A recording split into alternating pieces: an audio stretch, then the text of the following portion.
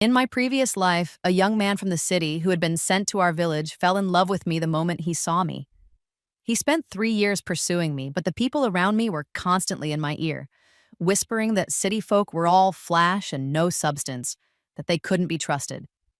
They convinced me that as soon as he returned to the city, he would abandon me, that his intentions were never serious, just a game to pass the time. In the end, my parents arranged for me to marry a rugged local man. They said he was honest and uncomplicated, and that a man like that would surely treat me well.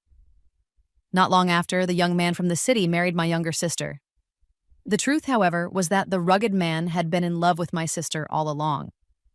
I found myself a prisoner in my own home, treated as nothing more than a machine for bearing children, while my sister went with her husband to the city and became the wife of a well-to-do man.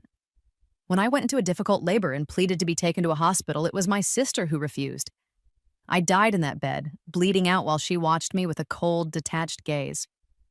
She told me the truth then, that the only reason she and her husband could be together was because I had been given to the rugged man in her place. "You made me live like a widow for all those years," she said, her voice devoid of any warmth. "You deserve to die." My husband held her tenderly in his arms and said, "I promised I would never let you suffer through childbirth." When I opened my eyes again, I had returned to the time just before I was to marry him. I looked at my parents, who believed they were doing the best for me, and at my sister, whose face was a mask of care and concern. But my voice was cold as I said, "I won't marry him." "Stop being ridiculous.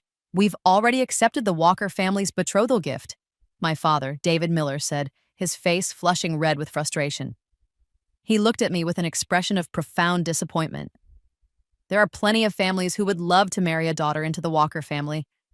I had to pull strings and call in favors just to secure this match for you." When I remained silent, my head bowed, his tone softened slightly. "Once you marry Mark Walker, you'll still be close to home. You'll have food on the table and clothes on your back, and you won't have to worry about a thing. Isn't that a good life?" "Yeah, sis, I'm sure Mark will treat you well," my younger sister, Clara Miller, chimed in with a playful tone. "He might look a little fierce, but he's actually very gentle." But as I looked at her innocent, carefree face, the memories from my past life came rushing back with the force of a flood. I saw myself again, lying on a filthy, chaotic bed, bleeding uncontrollably. I had begged him to take me to the hospital. Clara, dressed in a pretty little dress, was curled up in my husband's arms. She had shaken her head and said, "You made me live like a widow all these years. You deserve to die. Being the one to continue the Walker family line is a blessing for you." It was in that moment that I finally understood. Clara had been involved with Mark for a long time. He cared for her, so much so that he didn't want her to suffer the pain of childbirth, so he let me do it in her place. "If you think he's so wonderful, then you should marry him," I said, turning my gaze directly to Clara. Didn't she like Mark? Fine, she could have him this time. Clara's mouth dropped open, her expression one of pure disbelief. "Ida, what kind of nonsense are you talking about? What's wrong with Mark? He's tall and strong. Just from his hunting alone, he could make sure you eat well and live comfortably every single day." My father, David, slammed his hand down on the table, his patience finally gone. "I want to marry Leo Chen," I said firmly.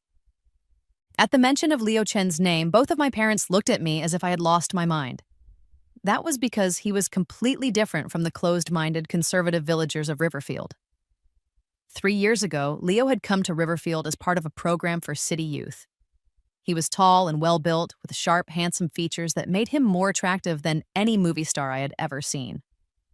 The girls in the village were constantly finding excuses to walk by the fields where he worked, just hoping to catch a glimpse of him. But Leo ignored them all. When they became too persistent, he didn't hesitate to bluntly tell them to leave him alone. Later, while he was out cutting grass, Leo was bitten by a snake.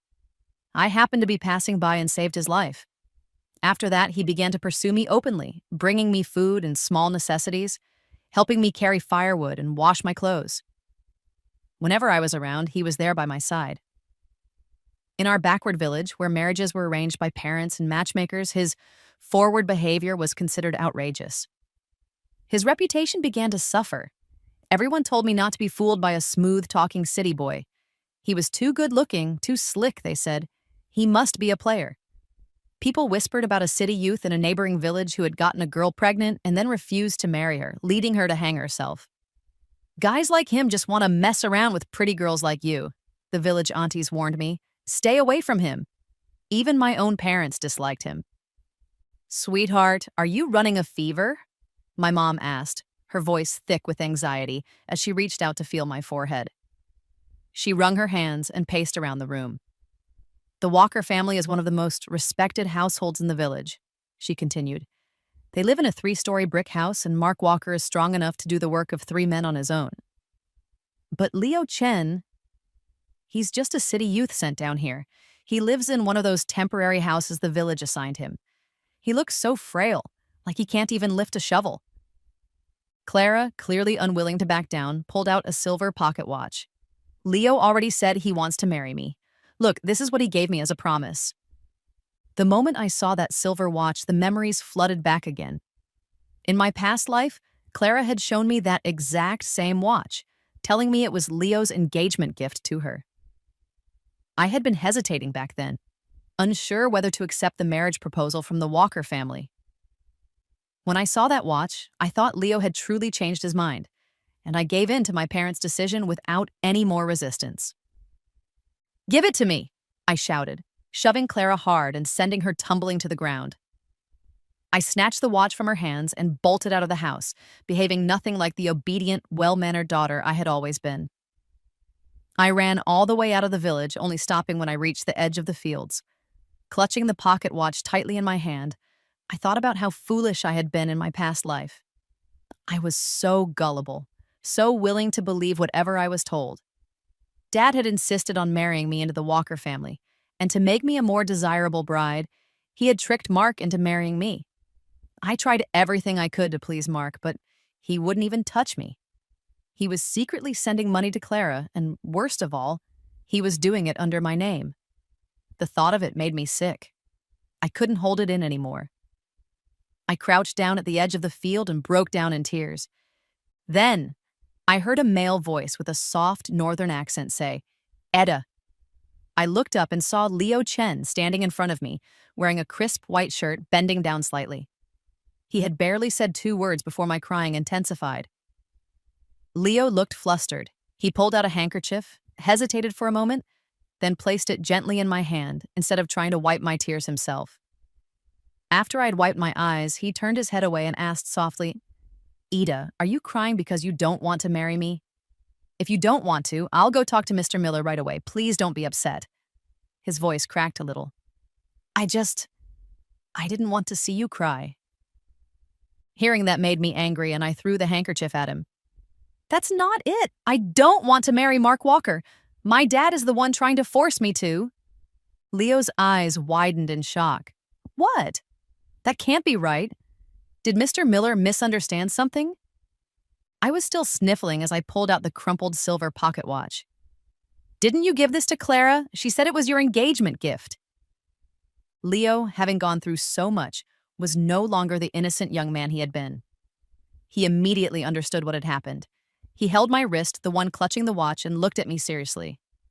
"I only want to marry you," he said. "I asked Mr. Miller to pass this watch to you. It's just that I haven't seen you lately." My eyes burned with fresh tears. My parents had been setting up this marriage, and they kept telling me not to go out, especially not to be seen with Leo. They said the villagers would gossip. I had deliberately avoided him, and that had given Clara the perfect opportunity. "Let's go register our marriage," I said with resolve, balling my fist tightly. In our village, getting married just meant holding a banquet.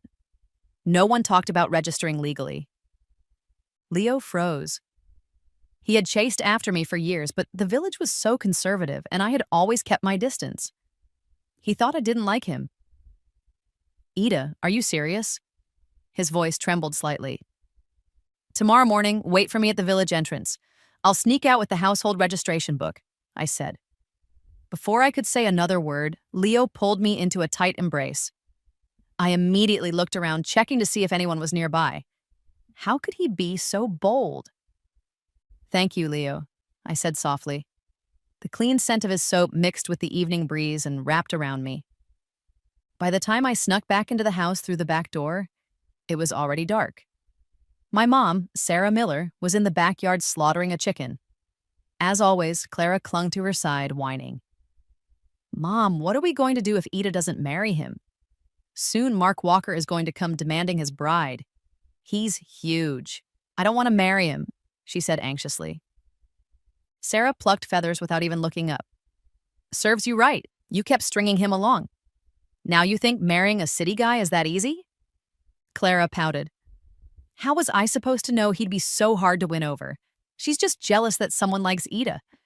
She only cozied up to Mark because she wanted someone to help her with her chores."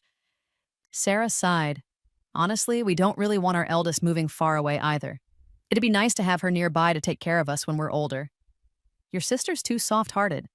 Later, make sure she gets more chicken. Sweet talk her a little and she'll agree." I bit down hard on my lip to keep from making a sound. Ever since I was little, I had been obedient and filial, yet my parents never showed me any extra affection. Instead, they tried every way they could to make me stay in the village and serve them. Meanwhile, Clara was lazy and selfish, but all it took was a little whining for Mom to side with her. At dinner, Sarah gave both chicken drumsticks to me. "Once you're married, you'll be part of another family. Thank goodness you're marrying into the Walkers. Make sure you visit often, okay?" In my past life, after I married Mark Walker, they always found reasons to call me back whenever they needed help. When my brother needed money for his wedding, they came to me. They even helped themselves to the Walker family's belongings multiple times. With every visit, my standing in the Walker household diminished. When I was in labor, they were off collecting grain and didn't even bother to show up. My life meant nothing to them. I ate the chicken without saying a word. They thought my silence meant I had given in, and their faces lit up with joy. That night, while my parents slept, I crept into their bedroom closet and stole the household registration book. While I was at it, I also found 50 yuan and 3 packets of candy sealed in red paper hidden at the bottom of the wardrobe. Likely the Walker family's engagement gift. I took those too. I wrapped everything up in a piece of cloth and headed out just as the sky began to lighten. At sunrise, I knocked on the door of Mark Walker's house. "Who is it?" Mark opened the door wearing a tight black tank top. His tanned muscles strained against the fabric. His brow bones were prominent and his eyes were deeply set. He looked like someone you wouldn't want to mess with. Just seeing him made me tense up instinctively. "It's me," I said. "What are you doing here? We're not even married yet, and you're already running over to my place," he said sharply, stepping aside to let me in. He went to the kitchen and brought out some freshly boiled corn, probably as breakfast. "Don't go around talking to men so casually," he scolded. "Don't be like you were with that city guy." Mark already saw himself as my husband. In my past life, it had started the same way. First, I wasn't allowed to talk to men. Then, I wasn't allowed to show my face in public. Eventually, I wasn't even allowed in the fields. "I can provide for you. Just stay home and behave," he had said. I quickly placed the 50 yuan in the candy packets on the table before he could say another word. "Let's break off the engagement," I said. Mark crushed the corn in his hand, gritting his teeth. "What the hell did you just say?" My brow furrowed. There it was again. Anytime something didn't go his way, he turned cruel. I was shaking, so I just closed my eyes and said, "My sister likes you. She says you're capable and gentle, the ideal husband." As her older sister, I couldn't possibly compete with her. I said everything Clara had used to persuade me, all in one breath. Mark stared at me without blinking, completely dumbfounded. In my past life, I never found out what Clara had told him that made him stop pursuing her and follow through with marrying me under our parents' arrangement. But now that he knew how much Clara liked him, surely he would go and ask for her hand himself. "Don't regret this," Mark growled after a long pause, forcing the words out through clenched teeth. Then he slammed the door in my face and threw me out. As soon as I stepped out of the Walker yard, I saw Leo Chen standing under a tree, his expression unreadable. I walked over and took his hand. "I just went to return the engagement gift," I said. "Don't be upset, okay?" Leo's ears turned bright red. "I'm not upset," he mumbled, but even just holding hands had his face burning. So much for being an open-minded city guy. He gave me a ride on his bike and we pedaled into town toward the marriage registration office. But just as we reached the entrance, he stopped suddenly. "Ida, if you've changed your mind, we can go back," he said. Yet even as he spoke, he didn't loosen his grip on my hand. I shook my head. Whether someone truly cared about me wasn't something I could learn from rumors. It had to be judged by their actions. Everyone in the village said Leo was a flirt, that he was too forward, but I had never seen him act inappropriately with any other girl. He had chased me for 3 years and had never even dared to hold my hand. After I had married in my past life, he never came looking for me again. It wasn't until I was dying that I found out he had been sending me money every month under Clara's name, afraid that I might be suffering. After we got our marriage certificate, Leo tucked both his and mine close to his chest, saying he wanted to keep them himself. Then he took me to the market, where he bought me a new dress, some floral face cream, and sesame candy. Finally, he even bought a radio. Seeing my confused expression, he chuckled. "We didn't elope, did we? I'm going to bring all of this to your house and formally ask for your hand." With bags in hand, we walked back to the Miller house, only to find a crowd of villagers gathered at the entrance. There was even a massive wild boar, easily over 100 pounds, tied up at the door. "Looks like we're finally getting to drink at little Mark's wedding feast, huh?" Someone laughed. "I told you the Walkers were marrying a Miller girl. You didn't believe me." "Ida's a fine match, pretty and sensible," another chimed in. They were all there to enjoy the show, thinking Mark Walker had come to propose to me. But just then, someone turned and spotted me and Leo walking hand in hand. Their jaw dropped. What's going on? Why is she still hanging around with Leo Chen? In broad daylight, no shame at all. Clara was in the crowd too. She rushed over and tried to drag me back toward the house. "Ida, come on, get back here. Mark's here to propose." The second the villagers heard that, the gossip exploded. Flirting with everyone. Where'd she learn that from? I had no intention of responding, but Leo suddenly stopped. His sharp gaze swept across the crowd. "Shut up," he said coldly.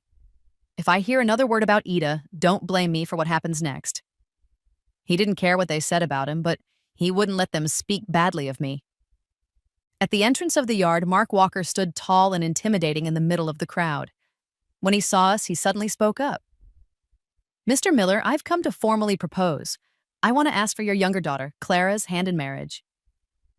Clara, who had been gripping my arm, went pale. My father, David Miller, had a smile frozen on his face as he processed the second half of that sentence. "Clara's still young," he began, but Mark cut him off. He pulled out a handkerchief. "This was a gift from her. We've been together for a while now. Please give us your blessing." He turned to Clara and asked, "Isn't that right, Clara?" Terrified, Clara could only nod. Gasps spread through the crowd. Wasn't Mark after Ida, and now he was saying he had been with Clara all along? Robert stood there, speechless. Meanwhile, Leo stepped forward with all the shopping bags in his hands. "Mr. Miller, I'm here to propose too. I want to marry Ida." Realizing he had been caught trying to play both sides, David's face flushed bright red. He didn't even look at Leo. But Leo didn't mind in the slightest. He smiled and said, "You clearly promised me I could be with Ida, but then you gave my pocket watch to Clara and tried to marry Ida off to someone else. How do you explain that?" Now the crowd finally understood what had really been going on, and the way they looked at David Miller changed completely. My father had always had a good reputation in the village. He was even often asked to mediate disputes. But now it was clear he had tried to trick both families into marriage. Sensing the tension, my mother, Sarah Miller, quickly stepped in to smooth things over. "Oh, it's all just a big misunderstanding. Mark will marry Clara and Leo will marry Ida. Let's just settle it like that." At this point, David had no choice but to agree. After the crowd had finally dispersed, Clara clung to Mom, crying so loudly it shook the walls. While everyone was busy comforting her, I quietly slipped the household registration book back into its original place. That night, just before bed, Clara dropped her usual sweet little sister act. Her tone was sharp and bitter as she hissed, "You must be so proud of yourself. You get to marry a city guy. You only took the pocket watch because you wanted to marry Leo," she snapped. I asked calmly, "Didn't you say last time that marrying Leo made you feel wronged? That it wasn't anything special?" "That's only because he liked you before," she shouted, almost hysterical. "If he had met me first, he would have fallen for me. If I marry him, he'll definitely love me." So that was it. She had wanted to marry Leo herself. But not only did he never love her, they hadn't even had a real marriage. In the end, she had gone back and seduced Mark Walker, then turned around and resented me. She wanted everything and blamed me when it didn't work out. "If Mark loves you, then be with him," I said flatly. Let's just see if he can handle it." Despite everything, we still held 2 separate wedding banquets. One for Mark and Clara, one for Leo and me. Mark went all out, putting together 10 tables, each with 2 or 3 meat dishes. Though the villagers gossiped behind their backs, no one dared say anything after feasting like that.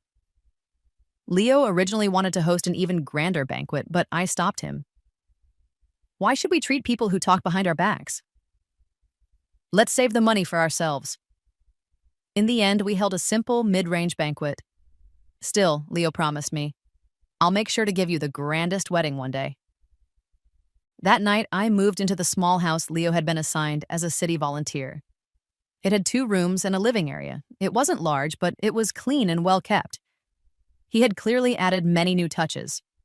There was a large bookshelf and a vanity table, newly stocked with all the perfumes and accessories popular among girls. There were fresh towels, toothbrushes, and wash basins, all brand new. After I washed up, Leo opened a wooden box from the cabinet and placed its contents into my hands one by one. "This is my monthly volunteer stipend. I started saving it the day I met you. These are also the ration coupons my dad sent from the city. All of it is yours now." I looked at the thick stack of bills and coupons in shock. He had saved up so much. I counted roughly 500 yuan, enough to support a family of 5 for 2 years. "I know the villagers talk about you," Leo said, his eyes sparkling like stars. "But I swear I'll never leave you. I'll give you the best I can." "I believe you," I whispered. Later that night, after we'd turned off the lights, I couldn't help trembling as memories of the pain from my past life resurfaced. "It's okay. Don't be afraid." "You're so beautiful, Ida," Leo murmured. He didn't force anything. Instead, he gently comforted me with soft kisses, patient and tender. The next morning, I woke up feeling clean and fresh, with no discomfort at all. I hadn't known something so intimate could be this gentle, this loving. My face flushed just thinking about it. "Wifey's awake," Leo called. "Come have breakfast." He had gone out early to buy fresh meat buns and had made a pot of green vegetable porridge. I ate until I was full and content. After Leo left for work, Clara barged into the house without even knocking. Her cheeks were flushed, and she was limping slightly as she walked. "Living in this dump? What a disgrace," Clara sneered as she looked around the small house. Her gaze swept over the room, and when she saw the elegant pearwood vanity, a flash of envy crossed her eyes before she quickly replaced it with smugness. "Our house is so big we don't even use all the rooms," she bragged. "This isn't even as big as my bedroom." Sure, the Walker house was big, but it was completely unrefined. Their rooms were crammed with firewood and animal carcasses from Mark's hunting. Just walking through it was exhausting. What was the point of space if all you could do was pace between walls full of clutter? Mark sweated constantly and didn't like to bathe. If I ever reminded him, he would drag me into bed and snap, "What? You think you're too good for me?" Seeing I wasn't rising to her jabs, Clara's voice grew louder. "Well, I get to eat meat at every meal now, and I don't have to work in the fields. Once Leo goes back to the city, he won't want you anymore. Just wait, you'll regret this." "Congratulations," I said dryly, eating sunflower seeds while nodding toward the bruises on her arms and neck. "What happened there?" Clara's face turned as red as a boiled shrimp. "You don't understand," she snapped. "This is just how love works." It looked more like she got beaten. Mark had always been rough, never caring how his wife felt. Clara must have expected me to look at her with envy like the other village women did, but when I didn't, she slammed the door and stormed off. Growing up, everyone told us that marriage was nothing like being a carefree girl. You had to be prepared to suffer. Even though Mark never let me work outside in my past life, I was still expected to cook, clean, and handle everything at home. And that, people said, was the good life others envied. Only after marrying Leo did I learn that a man could share the housework too. After lying in bed to recover for more than 2 weeks, my body finally felt light again. I wanted to do something, anything. I glanced at Leo, who was reading a book, and asked tentatively, "Do you think I could help out in the fields to earn some work points?" He tapped his pen against his forehead and frowned slightly. My heart clenched. Did he also think I should just stay home? "Ida," he said, "have you ever thought about going back to school?" There was a village school, but most kids dropped out after elementary school to help their families work and earn labor credits. I was the same. Later, when a policy encouraged people to return to school, I said I wanted to go back, but my parents refused. They said it was embarrassing for someone my age to sit in a classroom with children. But now, with the college entrance exam reinstated, anyone could take the test and go to university. "If you want to study," Leo said gently, "I'll send you to school. If not, I'll teach you myself, or we can learn a trade together. But I can't stand the thought of you getting cuts from cutting grass or bruises from carrying vegetables." I asked the question that had always been in my heart. Wouldn't it be shameful for someone my age to go back to school? Leo chuckled. "Why would it be? Education makes you wise, and you're smart, Ida. I'm sure you'll do great." From that day on, I started carrying the school bag Leo prepared for me and went back to school. The teacher, Miss Han, was a city volunteer like Leo.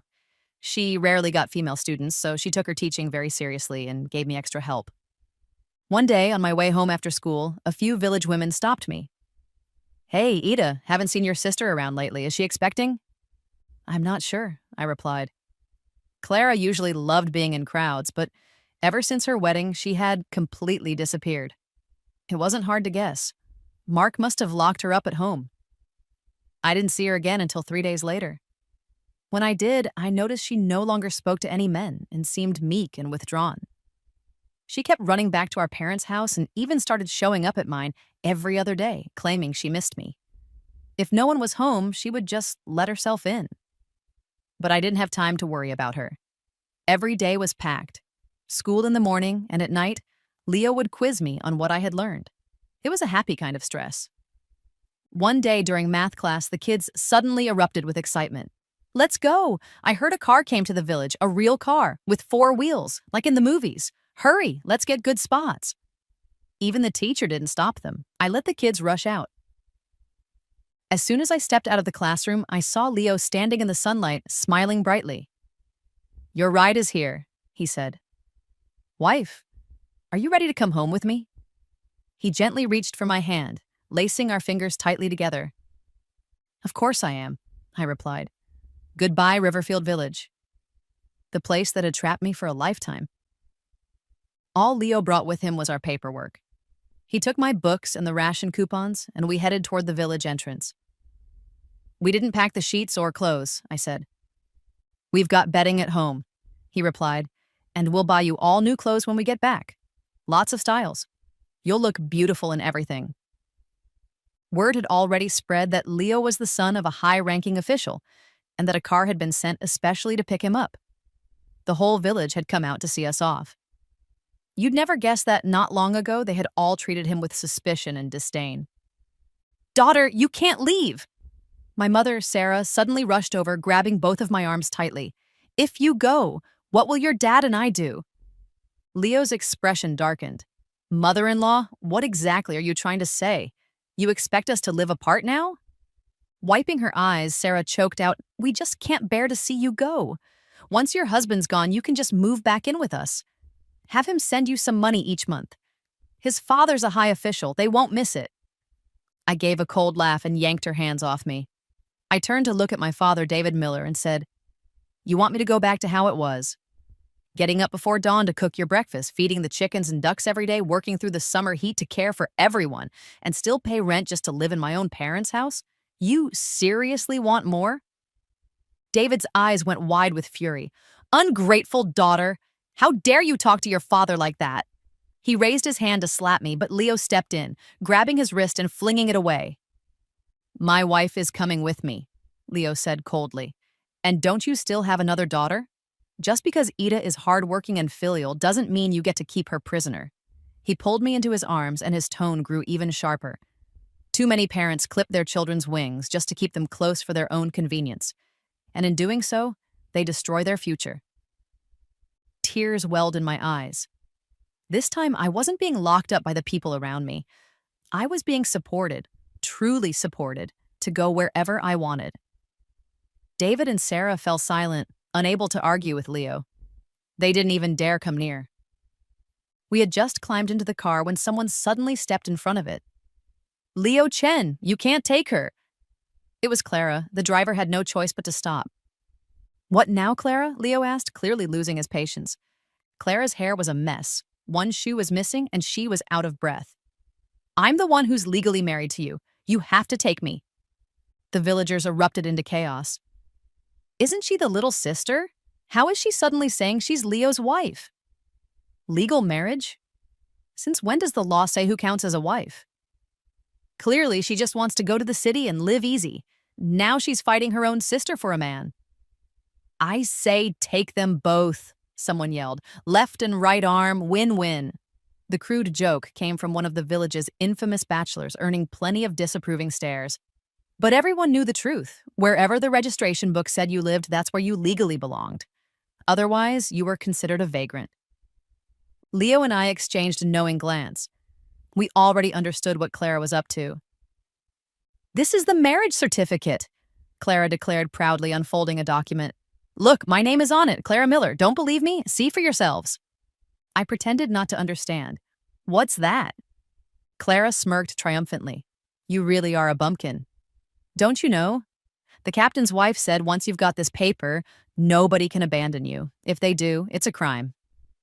Apparently, she had been gossiping with the wife of the squad captain a lot lately.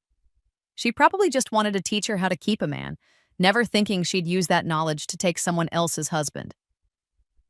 Ida, your husband is Mark Walker, Clara shouted. You should stay at the Walker house and give him children.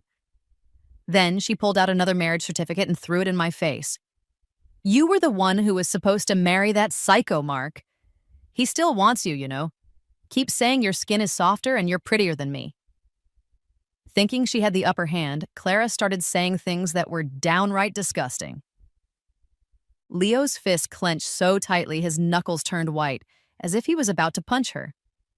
I gently patted his hand, and he calmed down. He reached into the inner pocket of his jacket and pulled out a still pristine marriage certificate. Ada and I registered half a year ago. This one is real. Yours doesn't count. Clara saw both our names on the document and shouted, I used the household registration book to get a replacement certificate. Why doesn't it count? I raised an eyebrow. So that's why you kept coming to my house. You were trying to steal our documents. She had probably used someone else's ID to forge a marriage certificate with Leo's name, but ours was already registered. There were official records. If they didn't believe it, they could go check with the authorities.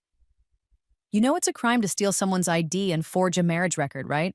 You might as well turn yourself in while you're at it, I said with a half smile.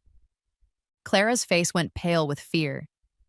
Yours is the fake one, she shrieked. Then, like she had lost her mind, she lunged at us to grab the real certificate. Leo swiftly tucked the document away and dodged, letting her fall flat on the ground. She sat there, crying. Take me with you, she sobbed. Mark will kill me if I go back. He locks me up every day. I'm not even allowed to talk to anyone. She scrambled to her feet just as Mark arrived. Seeing him, Clara dropped to the ground again and buried her face. I don't want her, Mark growled, his expression darker than I had ever seen. I treat you well, don't I? I feed you meat every day, give you good clothes, and still you try to run. You trying to sneak around with other men now? He shouted, catching sight of the forged marriage certificate lying near her feet. Something seemed to click in his mind. So that's why you wanted the registration book? To pull this stunt? You think you can dream your way into the city? You came crawling to me first. then told me not to propose because you had your eyes on Leo, and I let it go. But now you're still thinking about him? I'll show you what it means to be a loyal wife, he roared. With that, he yanked Clara up and threw her over his shoulder like a sack, carrying her off. Someone tried to step in. Hey, maybe don't hit her. But the crowd pulled him back. Stay out of it. That's between a husband and wife. They'll fight on the bed, make up on the pillow, someone said, brushing it off. No one lifted a finger, pretending not to see what might happen next. With that ugly scene behind us, we finally climbed into the car and left for the city. My parents didn't follow us or try to plead on Clara's behalf anymore. They had gone off to the Walker house. When we arrived in City B, I was shocked to see that the Chen family lived in a European-style house. Leo's parents had already prepared a room for us, and there was a whole row of brand new clothes waiting for me. His mom didn't show even a hint of dislike toward me for being a village girl. She held my hand and patiently taught me how to use all the machines I had never seen before. I was amazed. Water didn't have to be drawn from a well. You could just twist a tap and it would flow out. The light fixtures were beautiful and bright, lighting the whole house like it was daytime. That night, even though I thought I would have trouble sleeping in a new place, I sank into the soft bed and had the most peaceful, comfortable sleep of my life. We even held another wedding in the city. I wore a wedding dress that came all the way from the capital. I was afraid people might think it was too revealing, but to my surprise, everyone praised me. The bride is stunning. Leo's one lucky man. Ida's not even 20 yet. Leo better treat her right. Once I had settled into city life, I officially enrolled in high school. The students there were all different ages, even some in their 30s. There were plenty of girls, too. Boys and girls weren't separated, and we all studied and hung out together. I made a lot of friends. After school, Leo would still help me review my homework, patiently explaining each question. He always told me, "You need to study hard so you can take the college entrance exam next year. College is even more fun than high school." Watching him stay up late to organize study notes for me after finishing his own work, even helping to plan my future college life, I asked him one night, "Leo, aren't you afraid that after I go to college, I might end up with someone else?" After spending this much time in the city, I had already learned that many classmates dated while in school. Some even got involved with others despite being married. "Would you?" he asked, brushing the tip of my nose with a smile. "Of course not," I said. "You're so good to me, no one could compare. I don't even talk to my male classmates," I added. Leo gave me a gentle look. "Ida, of course you can talk to male classmates. I love you and I know you love me. You won't leave me just because someone else comes along. You don't have to restrict yourself for my sake." My nose stung with emotion again. Real love wasn't about locking someone up or keeping them sheltered. It was about helping them grow, making them stronger, and never holding them back from the world. In the summer of my 3rd year back in the city, I was accepted into a local university to major in literature. Not long after I started school, I received a letter from my parents. They said Clara had given birth to a child the year before, but Mark still beat her often. Her body was covered in bruises. She could barely take care of herself, and now that they were getting old, they had no one left to rely on. They wanted to come live with me in the city. Word of me getting into college had made its way back to the village, along with some new policy changes. It seemed they were dreaming again. I didn't write back. Instead, I sent Clara some money and left it to her to decide whether she wanted to leave. But their letter did remind me of something. It had been 4 years. Why hadn't I gotten pregnant? That night, I sat on the bed and looked at Leo seriously. "Do you think something's wrong with me?" I asked. He turned his head, gently brushing my earlobe with his fingers. "No." Leo was always tender. He never hurt me, but sometimes being too gentle made things overwhelming in its own way. When someone is gentle to the extreme, even softness can be irresistible. Seeing my worried expression, Leo smiled and stroked my back. "It's because you're still young and haven't finished school. There's no rush to have a baby, or do you want one now?" He looked down and asked softly. I didn't answer because I had already fallen asleep. That night, I had a dream. In it, I saw how things had played out in my past life. After Clara and Leo returned to the city, they continued living at the Chen family home, but they always lived separately. Clara often went to her workplace, asking for things, begging for favors from everyone. When Leo suggested she go back to school, she accused him of looking down on her and blew up. Their relationship became even more strained. One New Year's, Clara returned to our parents' house and rekindled things with Mark. At that time, I had already been pregnant. I saw her and Mark fooling around in the cornfield, completely lost in each other. And in that dream, I still knew nothing. I was just grateful to the sister who regularly sent money and gifts from the city, except those things had actually come from Leo all along. After I died from complications during childbirth, Leo rushed back to Riverfield. Ignoring societal taboos, he forcibly took my body and brought it to the hospital for an autopsy. The result? I hadn't died from a natural labor complication. Someone had deliberately cut me open, causing me to bleed to death. Clara and Mark were convicted of murder and sentenced to prison. Leo erected a gravestone for me in City B. On it, he engraved, "To my beloved Ida." He wept bitterly at the grave. "I shouldn't have believed Clara when she said you hated me. I should have gone back to see you," he sobbed. Back then, when Leo realized he had been deceived, he had wanted to back out. But Clara pulled out the pocket watch and claimed it was from me, that I wanted him to help her get away from me. That's why he ended up marrying her, only because he thought he was doing it for my sake. "I should have taken you away," Leo said. "It's my fault this happened to you, Ida. You saved my life once. Now it's time I repaid that debt." Rain began to pour from the sky. The blood on Leo's body stained the water on the ground red. I tried to reach out and cover his wounds, but no matter how hard I tried, I couldn't move. I woke up crying, tears streaming down my cheeks. Beside my ear was Leo's gentle voice, warm like jade. "What's wrong? Bad dream?" "It's okay, sweetheart. Dreams aren't real." I threw my arms around him, clinging to his warmth, his very real and living presence. Only then did I fully feel that he was still here, still alive. Thank God we were both still alive. "Honey," I whispered, "if something ever happened to me, if I wasn't around anymore, what would you do?" Leo smiled. "So that's what the dream was about." He said playfully, "If you weren't around, I'd find a new girlfriend and give her all your pretty jewelry." "No way!" I stopped crying instantly and started playfully hitting him. He laughed and apologized like a mischievous kid, his eyes deep and dark as ink, but filled with so much warmth. He would never let me be alone. "Then take care of yourself," I said. "You have to live to be 100. Dear. Oh my god,